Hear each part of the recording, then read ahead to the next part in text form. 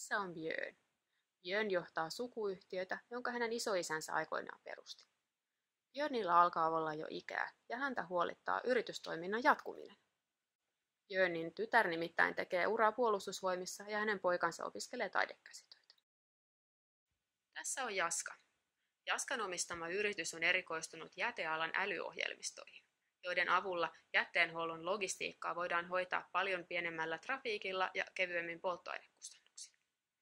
Jaska on laskenut, että hänen yrityksensä tuotteille on kova kysyntä Suomen naapurimaissa, mutta ensin pitäisi saada kotimaan liiketoiminta kuntoon. Valitettavasti kuntien hankintapäätökset tehdään kovin konservatiivisesti, mikä ei auta Jaskan liiketoimintaa. Tässä on Lissu.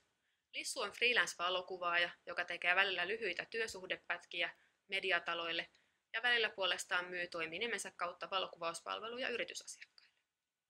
Lissulla on välillä jaksoja, jolloin hänellä ei ole lainkaan tuloja, sillä hän ei yrittäjänä voi saada toimeentulotukea eikä työttömyyskorvausta. Yritystä hän ei voi lopettaa, koska hänen yritysasiakkaansa haluavat, että hän laskuttaa nimenomaan yrityksen kautta.